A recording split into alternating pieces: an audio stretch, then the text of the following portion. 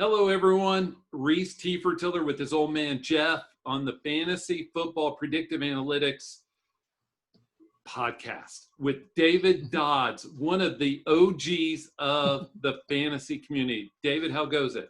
Oh, it goes great. And great to be here, guys. I say one of the OGs. Rhys and I were talking about this, David. I remember back in August of 2007, I was sitting at a Panera on a Saturday doing some work, and my phone rings, and it's David Dodds. You made a lot of those calls, and you probably don't remember that, but I remember that vividly, the many years ago. You know, this young lad was, what, two years old at the time. I gotcha. And so I still remember that. So I'm considered one of the old guys in the industry. How long have you been in the fantasy football industry, David? Yeah, I think I played in my first league in '87, and I actually had some remnants of a fantasy football website a year later. So like the web didn't really exist. It was kind of weird. There was like a fantasy news group and a bunch of other things where we were writing articles, and about as soon as the web happened, I was up and running and doing certain things, not even as a business, more just goofing off and posting stuff out there. And so I've been at it for a long time. You and Al Gore were the first ones in the internet. I think so. Right? Yes. And so not that I'm old on the Footballguys website, but I had member number 1500, which is pretty old. Right. And my old wannabe name was there. So, man, that's a long time ago, David. My first league was 94, but you have me by almost a decade. Rhys, what do you got for David? What did you do before getting into the fantasy industry? Okay, so I was an engineer at the Naval Weapons Station Seal Beach. So we did missile production. I eventually at some point I was managing all of the standard and Tomahawk missiles. So huge part of the Navy's onload to the ships and everything.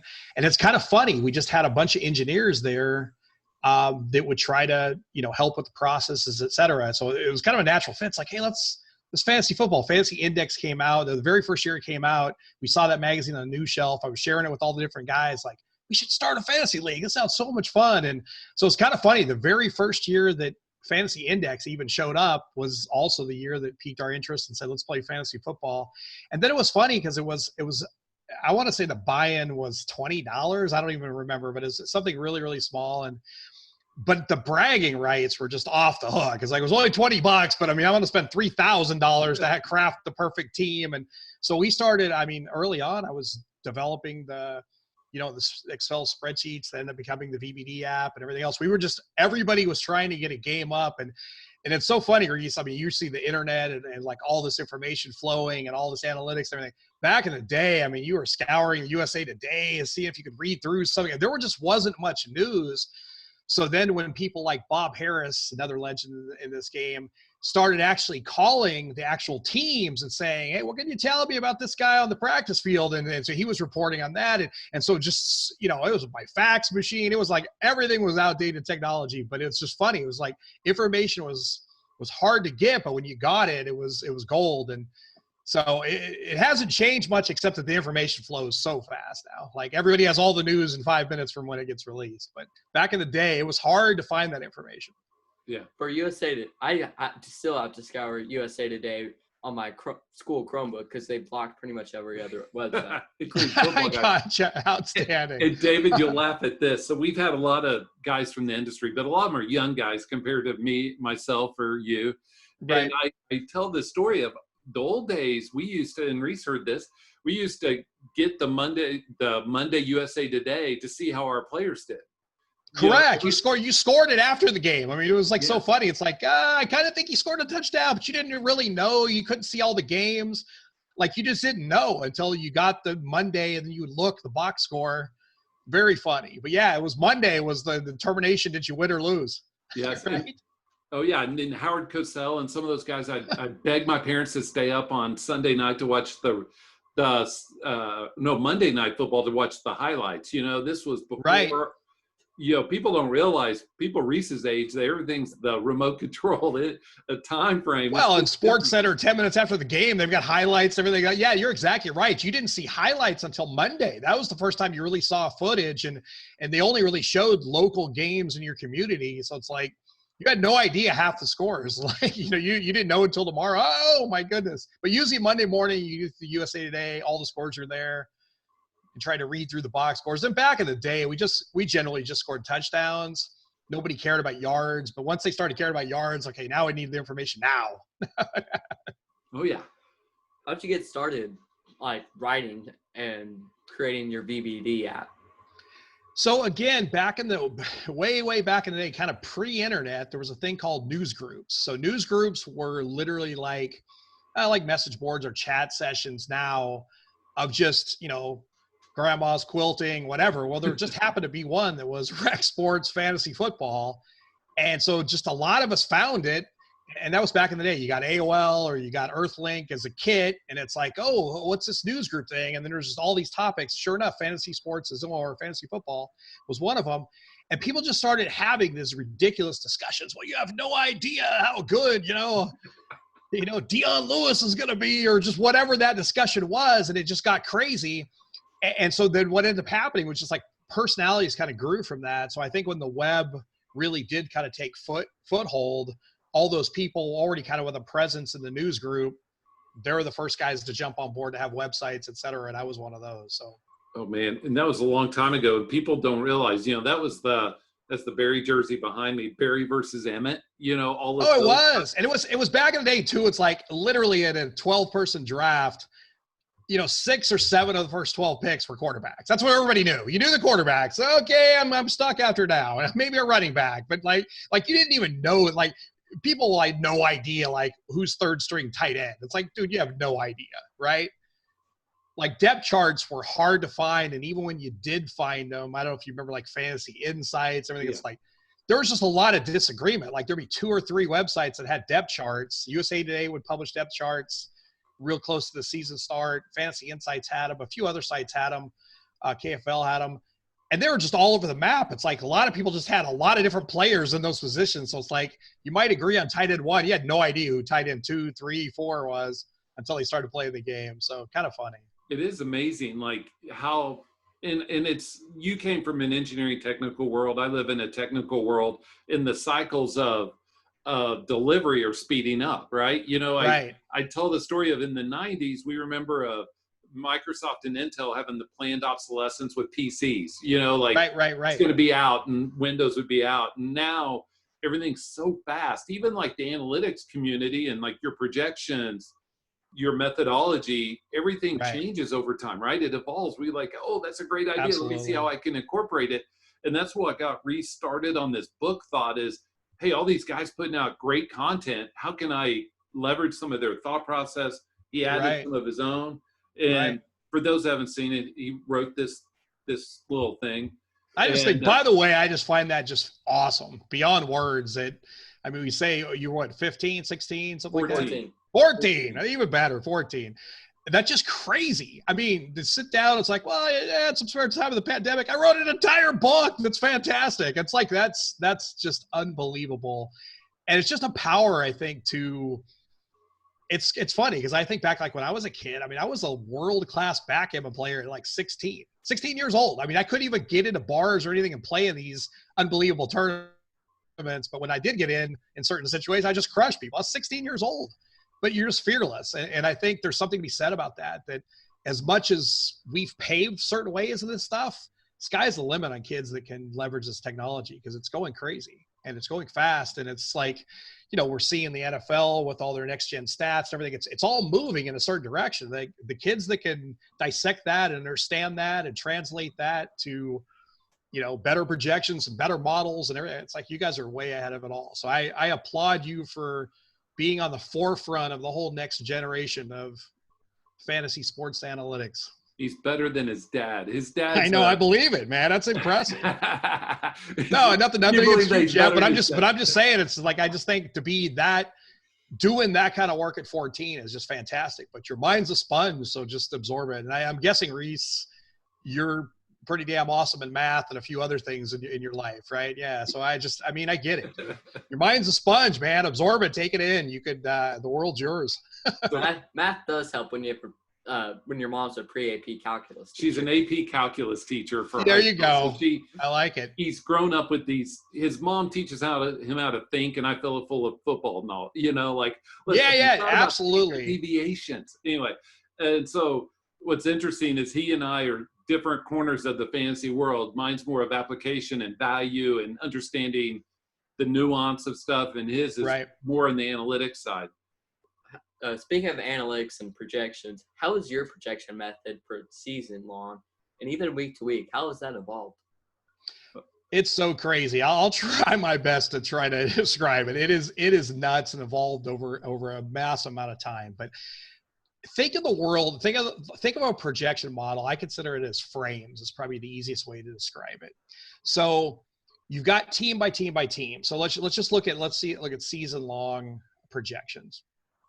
So you pull up a team, you pull up Arizona, Cardinals, and you basically, that you pretty much know the depth charts. You can find that from a whole bunch of different series. You know the players are going to do it. What I like to look at a 3-year history set of kind of what their team has done. Don't get caught up so much on the players, but try to frame everything at the team level. So like I'll bring it up real quick here and without necessarily sharing it, but team baseline. So Arizona. So again, 3,700 passing yards in 2019, but only 2,800 in 2018. So try to figure out what's all happening with that team. Like what's changing? Like is this the same team? Is this the same coach? Is this mostly the same players? Or is it a radical offensive switch? You have different coordinators, et cetera. So kind of get into the mindset, try to figure out obviously pass rush combinations. But at some point you're gonna boil all your studying to some kind of team numbers of like what I think they're going to do. This is like, we know as studying this team, they're going to try to run high tempo. They're mostly going to be a pass attack. They're going to run 3 and 4 wide. So as you dig all that stuff out and see the formations they run, and so you frame the team. And you basically say, I think the team is going to have this many pass attempts, this many touchdowns, this many yards, this many rush attempts, this many things. And then try to squeeze, that's the frame one. You try to squeeze all those players in their depths into that frame. Sounds easy. You got to then do that for all 32 teams. Then when you're done with that as a first pass, you better add up everything, because what you're going to find out is it's so easy to overinflate touchdowns, everything else. And you're going to look and now compare that to the league numbers.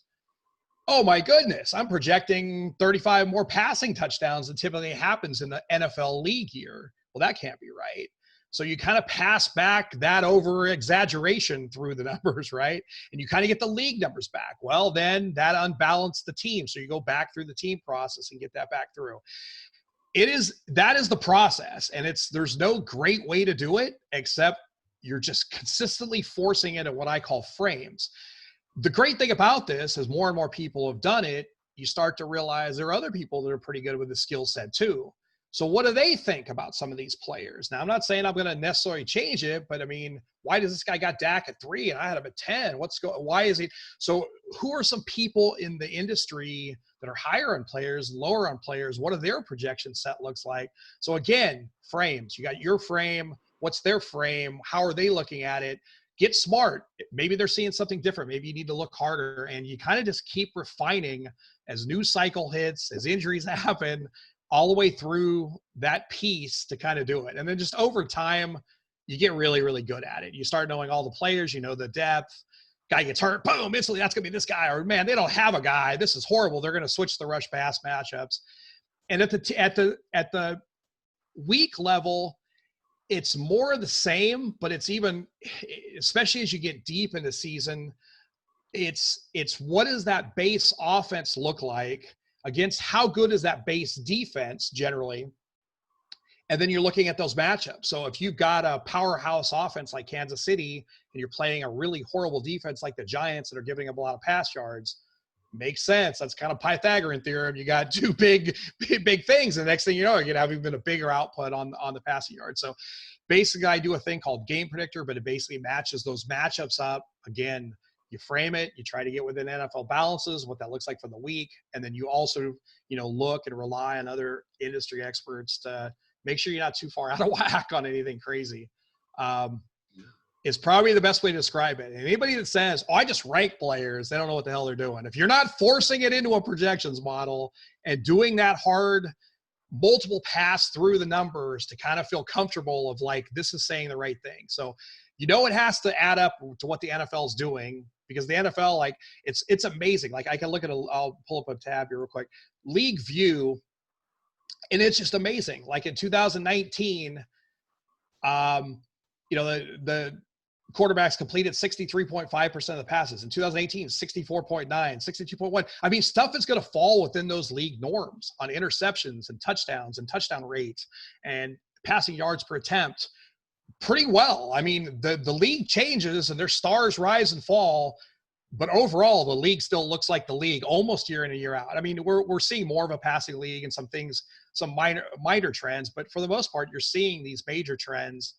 So if your numbers don't add up, I always thought that's a test. Like if I could download somebody's projections, add it all up, and it's like, oh my goodness, he's like over projecting touchdowns by 10%. It's like at some point I just can't even trust it, right? It's like, he might be right by a factor, but it's like, he hasn't done the extra work. I don't trust it. So for me, it's always go back to the league norms, go back to what I think the team's going to try to do, how that fits into the team dynamic. It's history is your guide, and then just constantly passing through the numbers. So what I heard you say is look at it from a macro point of view and then start whittling in on a micro. And right. As teams change year to year, the team that came to mind, Rhys and I have strong opinions on this team, and he did some research and things you do too, but how did you adjust the Panthers from last year to the Panthers this year in terms of their projected output? Since last year they were real high in pass attempts, didn't score much, Cam was out. Changing coaching. Yeah, their quarterback play was awful. Let's just say it for what it was, right? I mean, their quarterbacks were awful last year. Even when Cam was playing because he was so hurt. So, yeah. So I again, you kind of look at a situation like Teddy Bridgewater. I think that's a huge upgrade at quarterback. But again, what are the coordinators going to do? How much of that role is still McCaffrey? What are they going to do? The receivers are kind of trending upward. So. Yeah, I mean, big changes like that. I mean, so we take our shot at it of trying to figure out what it's going to be. But I'll be honest. Like 2 weeks into it, maybe like, oh man, we got that totally wrong. Teddy Bridgewater is going to explode the NFL. He is on, and it's like I think that's the reality. Is you can't like be so sunk in your numbers. But it's a tough situation. I mean, anytime a quarterback switches team, I mean, we could all think Brady's going to crush it. But all of a sudden, you've got receivers that are used to playing deep downfield and a guy that likes to short ball the passes. I mean, it's like, how does this really fit? And what really happens? Like, we could guess to how that's going to go, but I don't think we really, really know until we kind of see it. So we take our best stabs at it. Teddy Bridgewater is an interesting case in that situation, but they've got youth at receiver.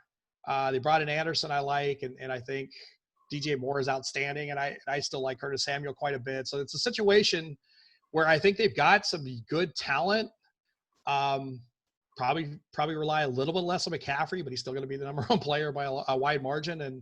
And so it's a situation that's like, well, that all adds up to probably a pretty good situation. He has no, the other thing you want to look for at quarterbacks, you want to look for like, is there any kind of controversy? And there's really no controversy. They wouldn't pay the money to get him. He's still young. He's 28 years old. So.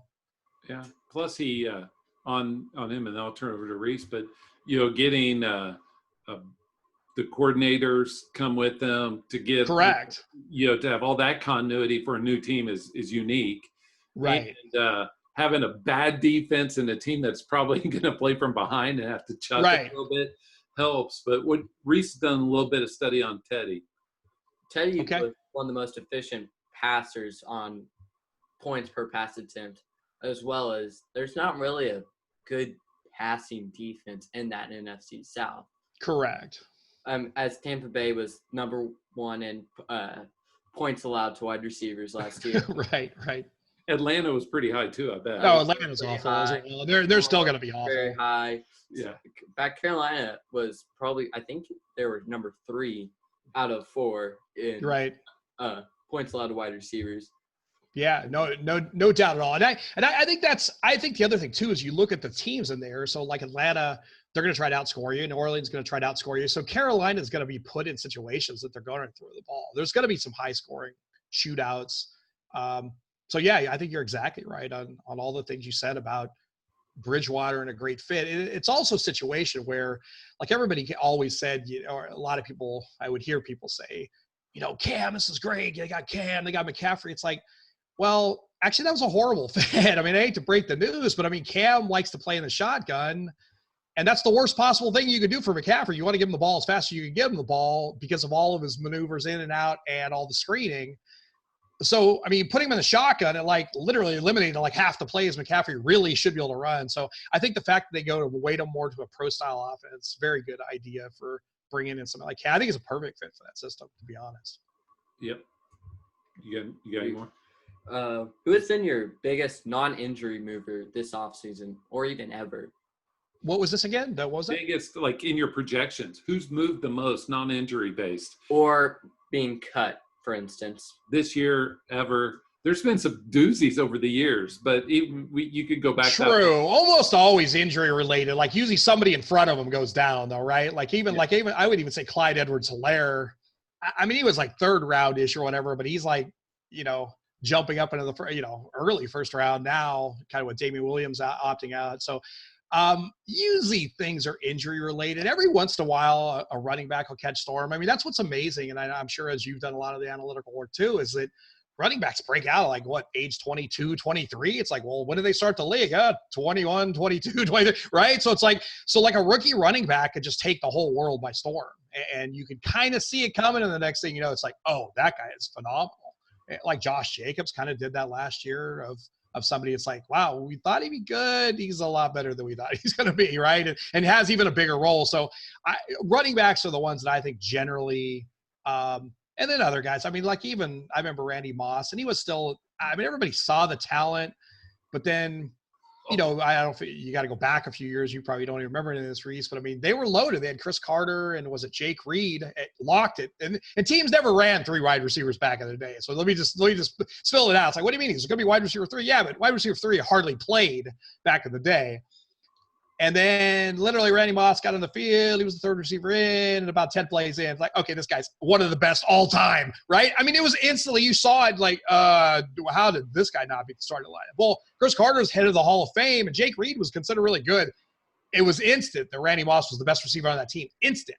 But he was drafted. I remember it because he went in mid-rounds at best, and most people I remember in some drafts I took him in his rookie season, and people thought I was heavy reach. Like, well, have you watched the guy play? This guy can out-jump everybody, and he's faster than everybody. And it's like, I'll take a chance on this guy. And I think generally that's the thing I think, and certainly if you're in the analytics game, when you see these kids with spark scores and just all their athleticism, that gets to the top. When you see these athletes jumping out of 5 feet of water in the swimming pool and getting out, it's like, that's going to find itself on the field. I mean, you can't stop that for long, right? Oh, he's got a depth chart. Yeah, I don't buy it. Rookies are tough to play in the first year, but the ones that are super special, they rise right to the top. And they've generally dominated in high school, in college, and guess what? Another level, still the same player, still better than everybody else, right?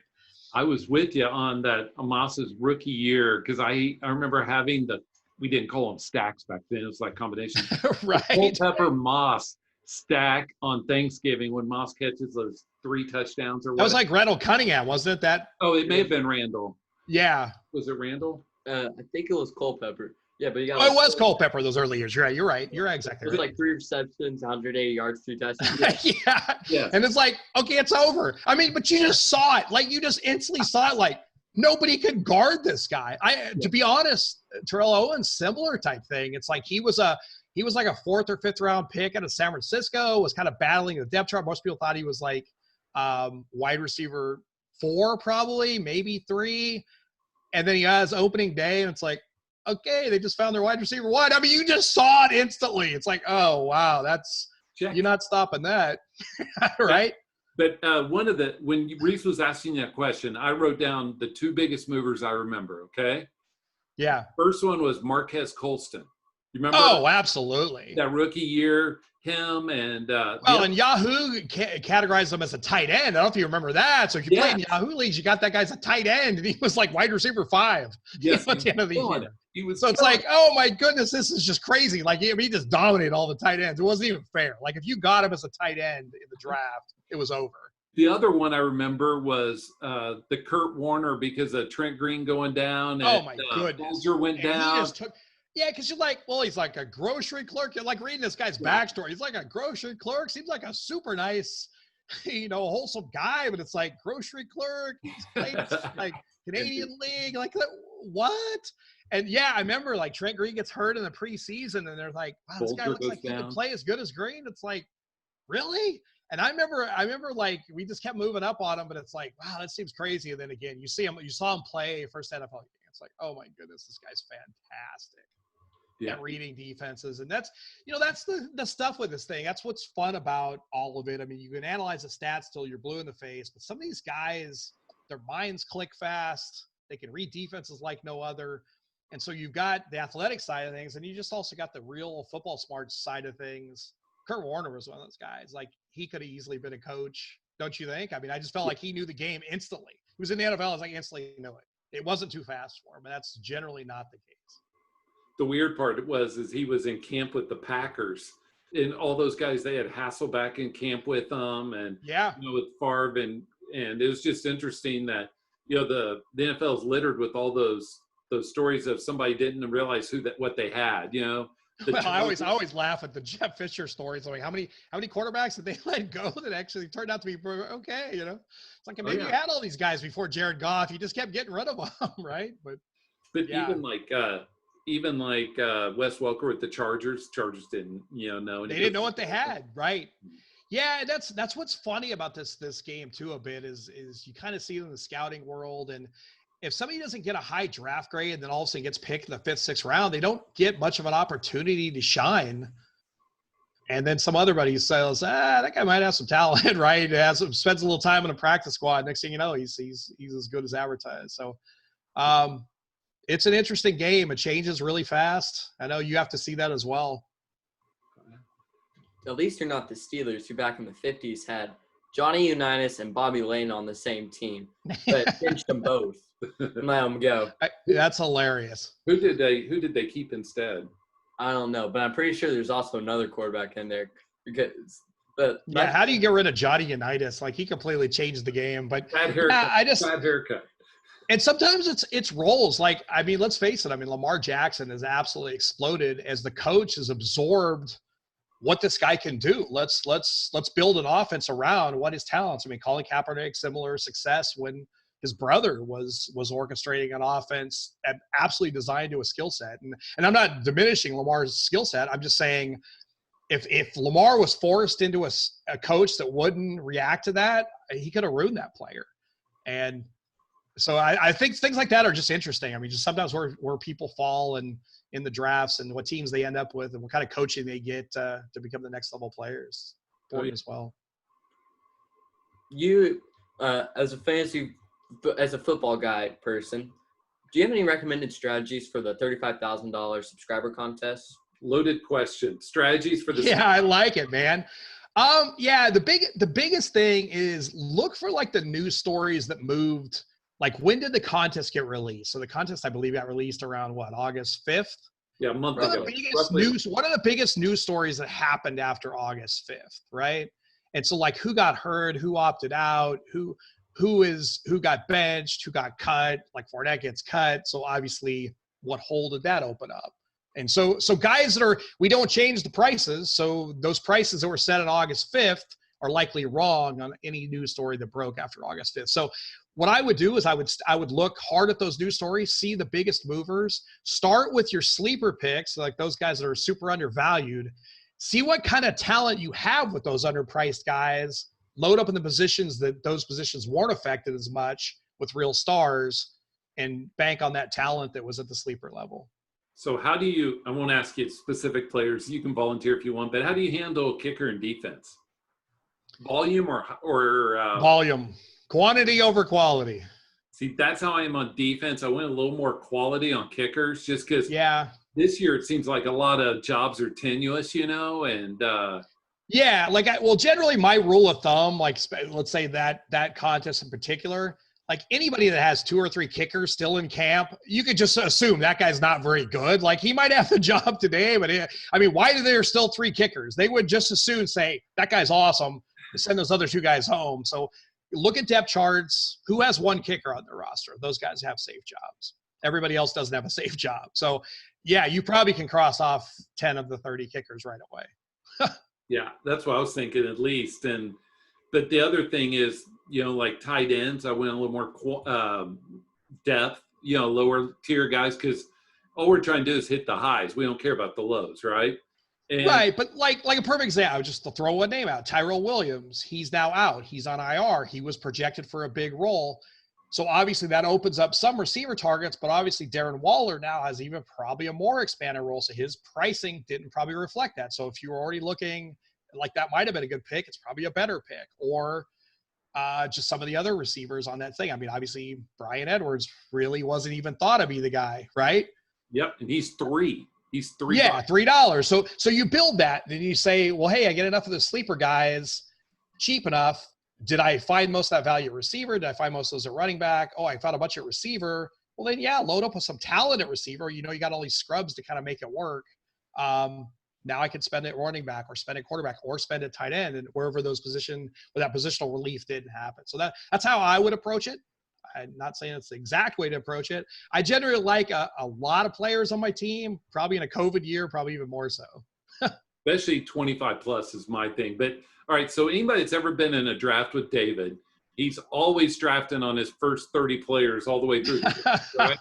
Yeah. And I say that kind of in jest. David knows exactly what I'm talking about. And, I think of that for this subscriber contest is if I made it through the first 6 weeks or I made it through the first 12 weeks, doesn't matter. Right. So I might as well increase my ceiling. Right. Because the whole thing is to win it. It's not about coming in 10th or correct. Yeah, like some of the biggest mistakes that I see people make is that, and a lot of times we try to bait them into this pricing. So the baiting is we will decrease the price of late bye week players. And why is that? Because oh my goodness, look at how cheap Christian McCaffrey is or whatever. But he has a week 13 bye. Well, look at how hard the cuts are at week 13. Like you have to be, what are you going to have to score? And also you don't have Christian McCaffrey to score that total to move on. So we generally, because honestly, if all of them are priced normally, what you probably want to do is you want to stack up on a lot of early bye weeks, get those out of the way, and then you have full rosters at the very end of the thing, right? When everybody else is struggling, you're hitting them with your whole team. So what do? We make the early guys cost a little more, the late guys cost a little less, try to bait you into making some wrong decisions. But you have to try to cover bye weeks. You got to look at your team and go, wow, is this team really going to survive week 6? Is this team really going to survive week 8? And it's a lot of things. Like obviously injury is going to crush everything, but hopefully you can find enough super cheap guys that were priced wrong or might have been priced right on August 5th, aren't priced right now, that float your roster so that you can have that deeper build, so you can handle a little bit of injury, a little bit of fluctuation, a little bit of bad game, and still have a decent enough team to kind of keep advancing. So you're saying I shouldn't go with the Brady, Godwin, Evans, McCaffrey stack? Right? Just go with all of it, man. If I make it, I want the top player at every position. Yeah, awesome. 13. And people, us old guys, remember the fantasy football mags, and the Steve Grogan had the same thing with pencil and paper. You'd send off your few bucks and you'd be entered into a contest with the same type of pricing. Right. It was pretty interesting. You're pretty well known for your article, Eliminate the Suck. Are there any teams that you are flat out avoiding in 2020? Right. Yeah, so just it's funny. I'm hoping to get that done either tonight or tomorrow. It's like I'm running out of time here. But it's generally what it does. It looks at early schedule. It looks at late schedule. So you generally want what I say is a win is not a win. And what I say by that is if you win early in your fantasy league with your team, those guys all accelerate in value. Why is that? Not only do you bank the win and you're 4-0 in your fantasy team, but everybody says, oh, my goodness, that guy's good. His elevated stats. So if you've got great matchups to start the year, you essentially have elevated players, which you allow yourself to trade at higher value. Everything goes smoother when those guys come out of the gate and win ones. Obviously, at the end of the year, that's when all the fantasy championships, when the money changes hands, everything. That's when it really matters, you have to close and you have to end up with players. So I look hard at early and late schedules, right? And then I try to eliminate things like age. I try to eliminate offenses that are just awful. Like if you look in like add up all the fantasy points, like, well, obviously Kansas City is like one of the elite offenses, but as you get way down there and you're talking about the Jets, you're looking, well, this is just dismal. So like, even if you got the starter on the Jets, it's like, yeah, but is that any good? Are there, bad teams sometimes switch quarterbacks, bad teams mess around with it as the losses mount. The Jaguars, the Jets. I mean, these bad teams now, maybe we're full, maybe Chicago Bears will be great this year, but a lot of these teams that we expect to be bad, you generally end up with a lot of bad players because their ceiling is capped because the overall team just can't succeed. So generally eliminate bad offenses, try to corner things to the good and bad. The good schedule, the start of the bad season, and there's a whole bunch of players I'll just literally just kind of cross off. I've had some of my honestly best drafts when I literally go, and Jeff laughs, but I say, yeah, I'm on my 50. I got my 50 players. It's like I've just crossed everybody else out. I know you guys will all take those guys. You'll just overpay for them all, and I'm just going to concentrate on my guys. And it sounds funny. Now, usually I don't because, obviously, all the other players. If somebody slides far enough, there's always some value. But generally, if you stay with good offenses that start and end strong, you're gonna have fantasy success. And if nothing else, they'll start hard enough that you at least have trade value to kind of maneuver your team correctly to win. Well, for the on the fantasy points, totaling it all up, I did something similar in my book, and I found out that the Steelers were the second worst offense in that. Year. But last year, I wouldn't necessarily discount them because of all the injuries they had, right? Yeah, that offense looked awful, but Ben Roethlisberger is a pretty good quarterback, right? So yeah, that's a pretty drastic. But you're exactly right, though. Like definitely, what is scary is Ben has missed a tremendous number of games. If he was to go down, he takes the whole offense down with him. We saw how ugly it looks with Mason Rudolph running it. So it is a bit scary. Like I think actually this year, Pittsburgh players are mostly being heavily discounted. But you're one Ben Roethlisberger, Nick, and he loses 2 or 3 games away from all those players looking awful. So those are tough situations. But no, I think Pittsburgh's going to be one of the at least middling offenses. I don't think they'll be on the worst end of offense skill.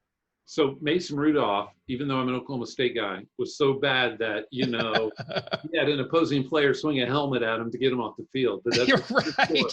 A different player cheap shot him in the chin. Yeah. But David, in our football guys staff chat, yes, Jacksonville offense has been, especially Minshew, has been a topic of conversation. And I'm going to bait you. I'm telling you ahead of time. Okay, awesome.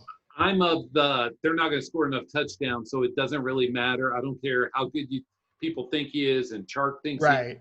You have a conservative offensive play caller. Even Jay Gruden's not that aggressive like people think. Right, agreed. And they're not going to score very many touchdowns, and everybody's jumping on this guy. And I'm like, I'd rather have Bridgewater at similar cost. I think that I get it. The piece that I will say is like Jacksonville's going to be one of the worst teams. We all agree to that. They're awful. They just now lost Fournette, so now they can't run the ball. So now they're going to be awful and can't run the ball, and likely in a negative game script, so they're never going to run the ball either. So at some point, there's going to be volume passing, right? And if you really just look at what they've done, they have a host of young receivers that have pretty good talent. Now, again, I'm with you. Like, I think Bridgewater is a better quarterback prospect, probably does virtually everything better than Minshew. But I will just say, when you're always playing from behind, even in a conservative offense and a conservative coach, you're going to look to your running backs and go, well, let's not do that. Let's throw a ball to all these other guys. And so just whether it be garbage points, whatever, there's a host of teams that have over the years, the Bengals come to mind, Andy Dalton's offenses come to mind, where they just score all their points all in garbage time, and it all counts the same. And I think Minshew falls in that category. I expect that offense to be better than people think. I think he'll be undervalued. and a lot of those receivers will be undervalued because I just don't see them moving the ball any other way. Now you could say they're just not going to move the ball, and that's quite possible. It's quite possible it's a train wreck on all cylinders, even with talented receivers. But I saw enough in Minshew, enough, just crazy, like hucking into triple coverage, and I'm not afraid of anything, that I sense we're going to see parts of Jameis Winston this year, right? Of just, risk it the biscuit, and just literally it's going to be ugly, but it's like you're just going to see a lot of garbage time moving the ball, moving the chains, and I'll take it.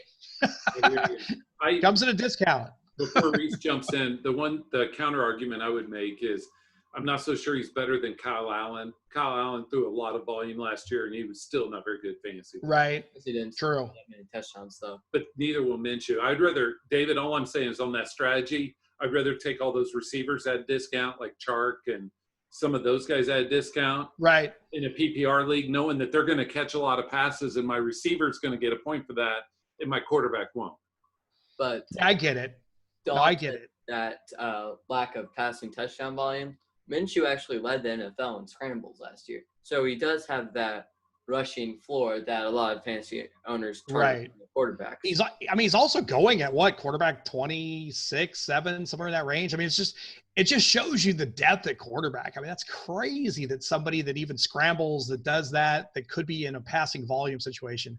But even somebody like Derek Carr that goes at what's he go at, 30, 31? Yeah. Yes. I mean, he's got a pretty good set of receivers on that team. I mean, that's another situation, pass catchers, even with Waller as well, that team could have a lot more explosive offense. So it's funny. I mean, quarterbacks just wait and wait and wait, and you'll still be okay.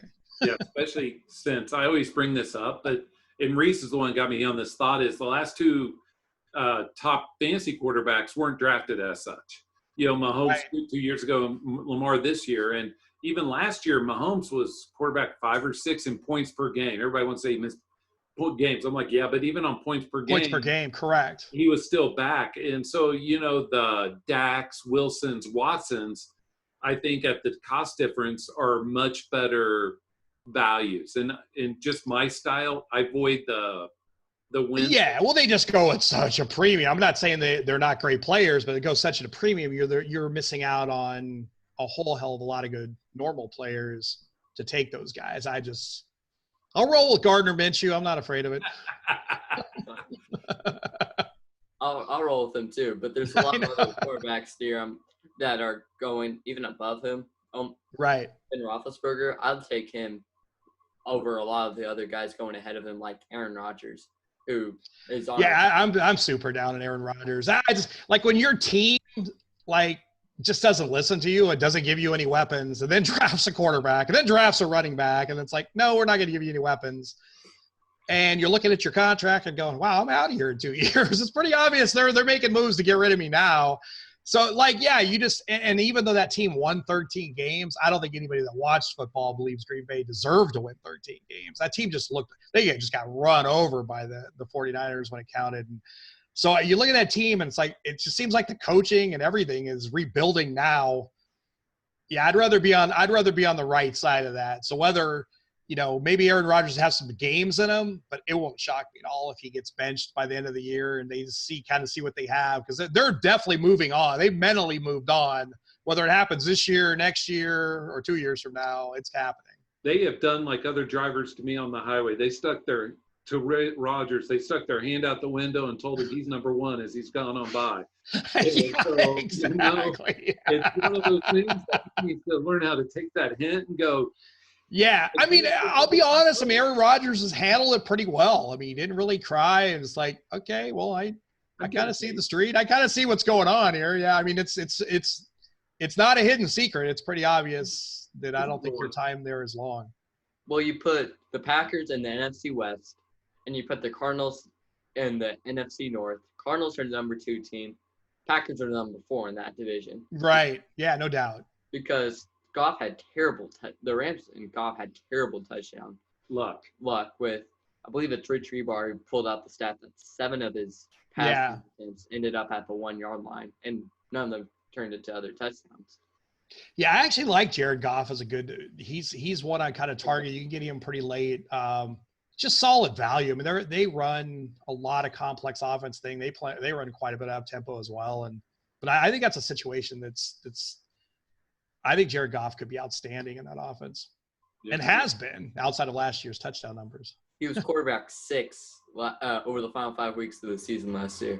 Right. Well, he's finished like as quarterback 12. I want to say like all these different years, even when he doesn't score any touchdowns, like he has massive volume. Yep. And 2017, he was Mahomes Jackson breakout. That was very late. Yeah. Right. So what else you got there? David, we are really enjoying this. Thank you for your. Yeah, I'm enjoying this. This is fun, man. So I saw on your 143 takes, you and him agree very much on Josh Allen. Now I've heard his argument quite a few times. Let's hear his. Yeah, I just don't think he's any good. I mean, again, I watch a lot of football. I mean, that's what I do. And honestly, he misses. And it's like, here you have a receiver. So they bring in Stephon Diggs, which seems like it should be an improvement. But here's Stephon Diggs and was complaining every time, he never got the ball from Kirk Cousins. Like, dude, you're not only not going to get the ball, it's not going to be in the same zip code. And I just see that going horribly. Like, in the end of the day, it's like he got a ton of yards running the ball on scrambles and broke down plays, which that's great. And when you have that in your fantasy life, that's awesome. But in the end of the day, like, he doesn't pass the eye test as a quality player in my mind. And I could just as easily see him benched. And I don't know what he would get benched for. You have to be better than that. At the NFL level, you have to be able to hit the receiver. So, I've looked at some next-gen stats and other things, but my eyes just tell me he just isn't very good at what he does. Yeah, and the Houston playoff game solidified that for me. But, to your point – he's a good catcher in that game. Yes, he was. But to your point, it'd be like, I really like that tree, but it won't grow. Or I really like this car. Right. It looks great in the driveway. It won't drive.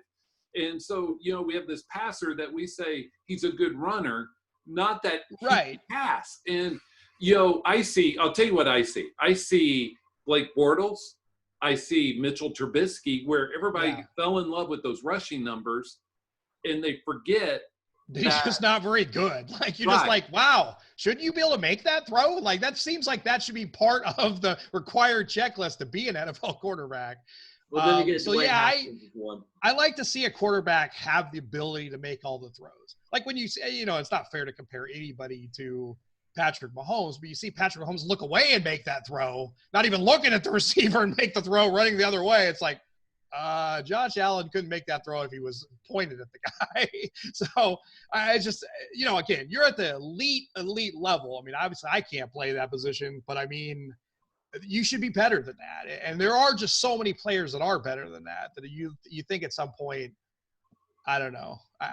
Blake Bortles a perfect example. And be honest, he was somebody I ran with in a lot of fantasy leagues because you just get all this garbage junk. But you look at him, in the end of the day, it's like you never felt good playing him because you're like, oh my goodness, what am I hoping for? Like when you play Josh Allen, what are you hoping for? Like, oh man, he's going to connect with Stephon Diggs. This matchup is all. It's like, who knows if he can even throw it to him? So it's like I don't know what you're looking for, except maybe just bust off a few runs, which he certainly is capable of that. And at the end of last year, he just dominated. But it was almost all rushing numbers. Yeah. But I feel dirty if I had to start him in my lineup. Right. But see, people forget that Trubisky had a few hundred yards rushing early, and everybody bumped him up. And if you can't pass, the long-term NFL quarterback is probably not for you, And yeah, that's generally my take as well. And especially for me in the dynasty, where I'm like trying to take a long road and try to invest in the guys I feel good. It's like he's no good now, and they've already made him the starter. This is only going to get worse. And generally, what happens too in teams like this is like, okay, they're bad. Teams know they're bad. Like every blitz package, they're sending everybody at this guy because it's like you want to also rattle them. And I can think of like David Carr and a few others. Like the next thing you know, they're just done, right? It's like you've rushed them, you've outrushed them. You're sending so many people. They're afraid to throw the ball. They know they're going to get hit. They already aren't accurate, so they can't really stand in to really deliver the right throw because now they're afraid. And it's like, okay, we got him right where we want him. This guy wasn't any good. Now he's getting rattled. He's going to get worse. Okay. And in fact, in a dynasty perspective, I'm almost to that point. And not that I think this guy's a good quarterback. I just don't see good quarterback translating into where his value is fancy-wise is Carson Wentz. People having him in a top 5 dynasty type of a – I just don't see it. He's the same age as Teddy Bridgewater, so you can't argue it's age. Yeah, his team just can't stay healthy either. So it's like at some point, I mean – he's just relying on all of that garbage throws to the tight ends and getting his yards kind of in chunks without really growing in the position. I kind of agree with you. I mean, he's been injured so many times. I mean, I love him as a player. It's like there's times when it looks great. It's like, that team is just snake bitten. I mean, if you can't keep that, you just lose that many players every year. I don't know how you recover from it. And they drafted Hurts, and he's roughly worth what Wilson or Watson is. Well, there's Jalen Hurts, and then there's always Hurt. Yes. Yeah, always Hurts. Is that it? Is that the name of their team? So we're talking about, like, not good passing quarterbacks. So what's your take on Jordan Love? I mean, he's already struggling quite a bit. I mean, they kind of force that situation. Like, I don't think it's one of those things where, like, you could mend the fence and go, okay, Aaron, we got it wrong. We'd love to keep you here. I mean, Aaron's going. So, like, this bed's been made. And it's the reason you don't make this bed, by the way. Like, I think they were just stupid to make that bed.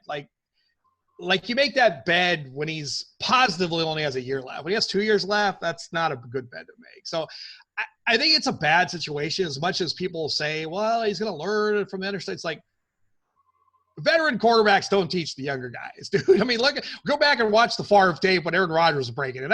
Hey, rookie, go watch the film. I don't know. I mean, they aren't ready to tell their secrets because they aren't ready to lose their job to the younger guys. Now, maybe that's a little slightly different, but I don't think Aaron Rodgers is going to be making a lot of friends on his way out of Green Bay. So I don't like that whole dynamic, whether he is good enough. I thought it was a reach of a pick. I don't think it was a position of need pick. If you're really going to develop somebody, then take a quarterback later in the second or third round in the NFL draft. But you reach like that, get a guy who's not ready, anger your starter, and then don't get him any talent. That's a bad situation. Let's just avoid that. So unfortunately, Jordan Love's whole career is going to reside on how this ends in Green Bay. And is he the guy to save it all? And when he busts, he's going to bust hard if he does.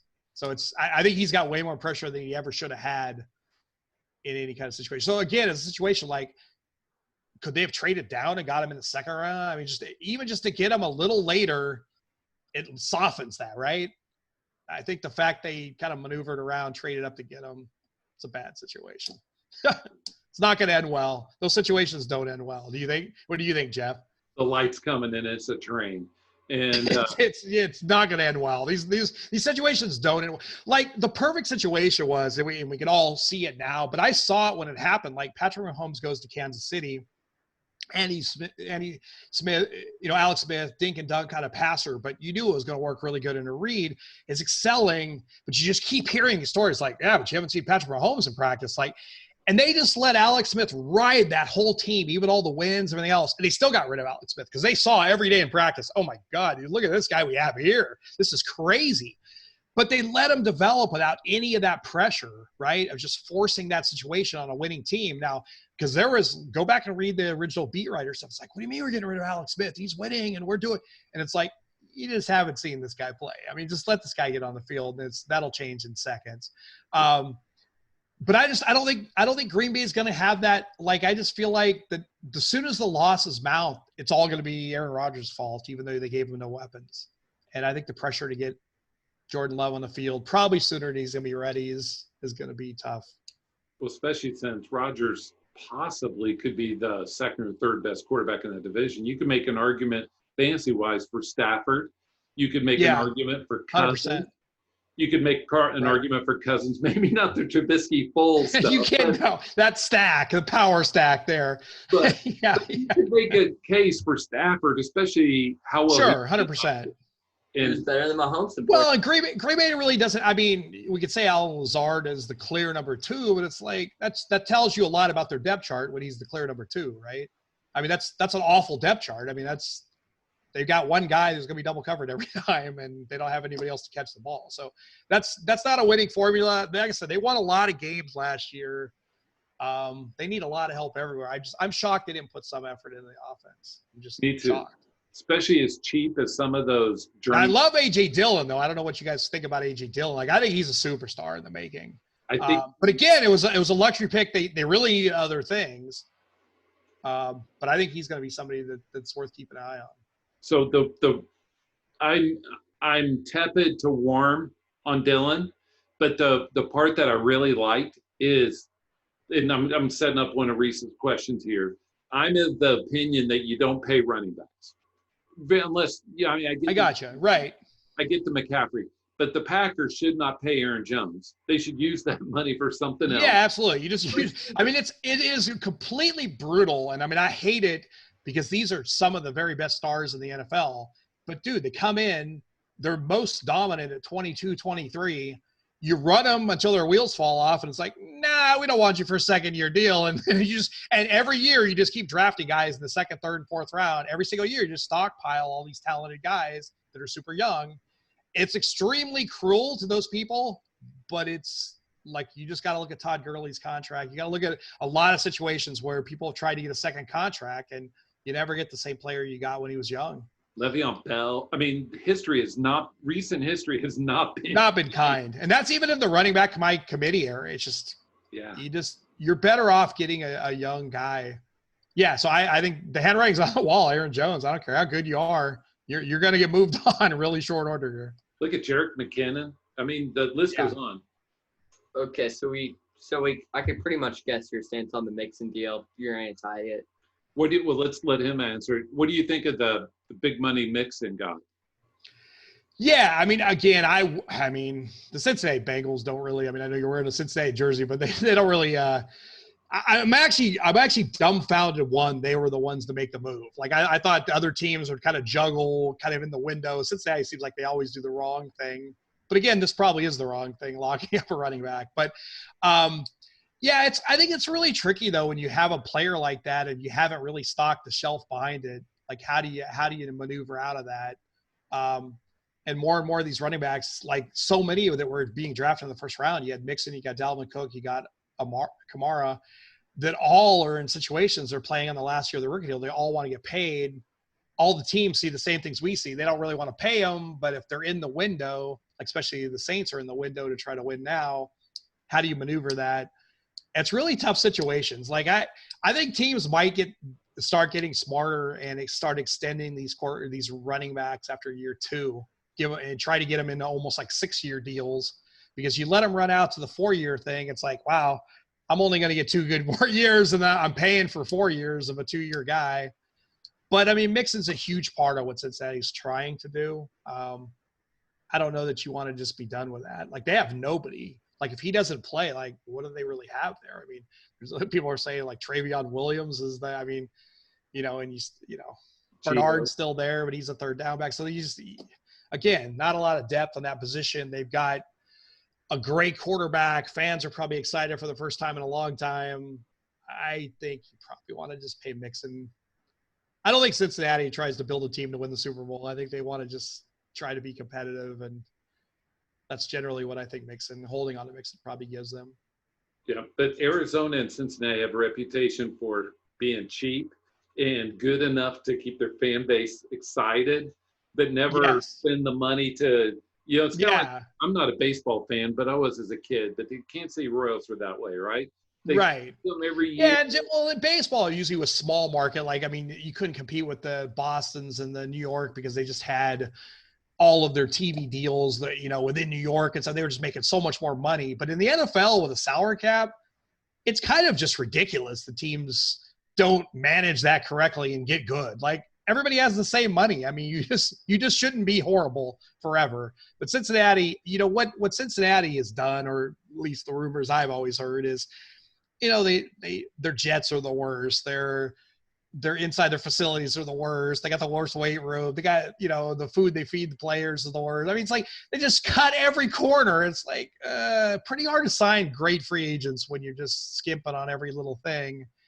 And yeah, they might have the same salary cap, but when it's all said and done, it's like people just choose not to play there as well. So, yeah, but I mean, I think it's one of those things where, like, I don't think it's smart if I was owning a team, I probably would always just keep drafting and having young talent at running back. But I think Mixon is a point of, I think he's somebody they need for some stability there with a new quarterback coming through the system. I just think losing Mixon like a week before the season starts doesn't sound like a real smart move. No, go ahead. So we know your stance on running back contracts, but do you think Kamara should be an exception, sort of like how McCaffrey was? So my take, David, is I say give him a 2-year deal because, Brees is aged. Pay him. Let's make him happy. Let's just try to hit this small window. I just thought this was so weird because I was looking at all these contracts in the preseason. I mean, I saw Cook, I saw Mixon. Those are on $1.2 million deals. Kamara's on a $2 million last year of his contract. Little better, still not great for how great he's playing. These guys are all drafted in the first round. Like, how do the Saints pay all this money to Taysom Hill that most of us all question, could he ever be a quarterback? And then they go sign Jameis Winston to this unbelievably great 1-year deal, which is perfect. It's like, hey, if Brees was to go down, I still think Jameis Winston probably going to be the start. Are you really going to put Taysom Hill over Jameis Winston? I mean, if you go down, your window's short. So to me, it's just, you're right. Like, how did they not just extend for 2 years early in that process? How did you even get to a point of extending Taysom Hill before Kamara? I'm always interested to see how front offices handle things. I think they botched this horribly, and I could see why there's some upset people at this point. Does Kamara deserve McCaffrey number? Probably not, but he's probably the closest guy that plays all of it as McCaffrey in the league. So it's like he probably deserves more than Mixon money, but it's like nobody wants to pay these guys. And the Saints have always been up against the cap. But I mean, Brees' contract leaves in a bit. I would have just not done the Taysom Hill deal and let him go. And I mean, hell, they could have had Jameis Winston, have him start some second halves, sign him mid-season when no one else cares. And it just seems like they botched all of it. So who knows how it all plays out now. I mean, Kamara is a perfect fit for what they're doing in the Saints in New Orleans. Yeah, he's got at least 2 good years. I mean, he's a fantastic player. Yeah, and their window's small. The 2 moves that I really like for the Saints, I like Sanders as their receiver too. And I don't mean fantasy. I just mean better than the Ted Ginn, Traquan Smith. Well, the other thing too is, I think one of the analytics that probably fell underneath the radar for a lot of people was Jared Cook was extremely dominant in the second half of last season. I mean, so as he learned that offense, he just absolutely crushed. So they have that mismatch going as well. Kamara jumps out of the backfield a ton. So it's like, I think Sanders just gives them a lot more stability at receiver outside of just, it's always Michael Thomas for the first down. I mean, and that was, when you're Drew Brees and you're better than an Archer, you've seen that video, right, Rhys? Yes. Where he's out there actually better than the Archer, it's like hitting every single time. It's the exact same spin on the ball, every single throw. Yeah, I mean, I get it. Michael Thomas is always going to get open enough to make that happen. But, yeah, you have to have something on the other side. Traquan Smith is the ultimate guy to actually open up the defense. But I think at some point you just need another guy that can actually catch the ball. Yeah. So like Josh Allen has to be a quarterback that can throw. Traquan Smith has to be a receiver that can catch, right? Yeah, no, I get it. So I think Emmanuel Sanders, and he's getting up there in age, but I think what's amazing about Emmanuel Sanders, you just think about what happened. He came back from Liz Frank in record time, and then you just start seeing it. I mean, I was on the hype train late last year before all the drafts, just stealing this guy, because literally it's like, he's had Liz Frank. There's no way he can come back. And the next thing you know, it's you see all these workout videos and you think, this guy's back. I mean, he's completely beat this, but it just shows you the medical world, how fast these players are recovering from some of these things these days. Yep. And he was awesome down the stretch for San Fran last year. But Ty Montgomery, I think, is that everybody talks about Latavius. I think Ty Montgomery, deep leagues. Yep. Would hit. And just as a receiver, I know Latavius put up good numbers last year. I just didn't really like what I saw when I watched him. Right. I didn't see him maybe I was deluded by seeing Kamara in full speed, and then I saw Latavius, going through mud. Rhys, what questions you have as we wrap this up? I was going to pile on to you with All right. Latavius. Yeah. He was running back 1 2 weeks, Kamara missed, even though one of them was against the Bears. So if you're going to put up running back 1 numbers against what was considered the best defense in the NFL right. year, you probably shouldn't be sleeping on him too much, though. I'm with you. I think some of that's a product of the offense versus the product of the player. That's all I was getting at. But so David, we have these conversations all the time because he's a well-schooled. That's pretty awesome, man. I would eat that up. And so he's a well-schooled young man in terms of this. And so we have great conversations around the house, of which the girls in the household don't really love. Yeah, no, I get it. On road trips. Yeah, they have nowhere to escape. Yeah. Do you play a lot of DFS and season-long leagues? Are there any players that the market is completely off on? High or low? Yeah, well, DFS, they almost always are. I haven't really scoured that hard for week 1 stuff, but it's generally they just, they price that stuff 3 weeks before the first week contest. So by the time the real week happens, I mean, there's usually a couple of bargains. And that's generally how I handle DFS. It's like, what is the guy that got hurt that they couldn't move the price fast enough on, or they just don't have the right news? So you, again, similar to how we talked about attacking the subscriber contest, you slot in very first those very best bargains and then try to figure out how best to combine other stuff around there. Yeah, a lot of season long. I've been playing a lot of best ball just because you can just put in a zillion drafts and it's like, okay, I don't have to worry about managing that. I'll check in mid-season, see how they're doing. And but yeah, I mean, so yeah, I think it's like everything. I mean, I think the receiver pool is extremely strong, but it's one of those things where if you wait too long, you're going to look around and all these guys might look better on paper than they actually turn out to be. So again, I start most drafts with, solid running backs, solid receivers. I'll wait forever at quarterback. I generally wait pretty long for tight end. I got some sleeper tight ends, Hawkins that I like a lot. I like Gesicki. Who's some other guys I really kind of. I'm a Jarwin Herndon. Oh, love Blake Jarwin's another guy you can just get super cheap, who's just absolutely going to crush on an offense. And so, and even, I mean, we laugh at this again. You hate the Jaguars, but Tyler Eifert, you can literally get the last pick of almost every draft. Who's actually got probably a role in that Jaguars defense, Jaguars offense. Yeah. But yeah, I mean, so those are the same targets. Jonnu Smith, guy who's just exceptional. I'm sure if you do any metrics, exceptional after the catch. So those are guys that you can get super cheap. So you don't have to worry about tight end. You don't really worry about quarterbacks. So just generally just stacking receivers and running backs, get a whole bunch of talent. I like youth. I don't like rookies per se, but I like youth. It's like you give me third year in the system. It's like, oh, I'm getting kind of excited about this now. And so, yeah, build a lot of that. And then I think late, I mean, you could get so many wide receivers. The list, I always just keep looking at this list. It's like all these best ball leagues. I'm doing like a guy like Randall Cobb. Now he's getting up in age. He's 30, but he's on a Houston team that has Brandon Cooks and Will Fuller. I mean, when have those guys completed the season? Exactly. Right? So he starts as wide receiver 3. He's being priced at his floor, and there's literally 2 guys that are constantly been injured their entire career that are in front of him on the depth chart. So there's a guy that you're essentially getting for free with huge upside, right? And there's just tons of guys kind of like that Steven Sims is like a complete afterthought in drafts, and he's clearly the wide receiver 2 on that team. Like there's nobody really else in that team. Corey Davis, now again, I mean, how much you buy into Ryan Tannehill, but Corey Davis, everybody just thinks that guy's old. He's 25 years old. Right. 25 years old. He's the clear number 2 in that offense. AJ Green goes in the 4th round. And so one of the rules I give when I draft wide receiver especially is next year, will that player have 2-round upside? So when people are saying, I'll take Robert Brooks in the 4th, so you think he could be he could go in the 2nd round next year? It's like, oh no, of course not.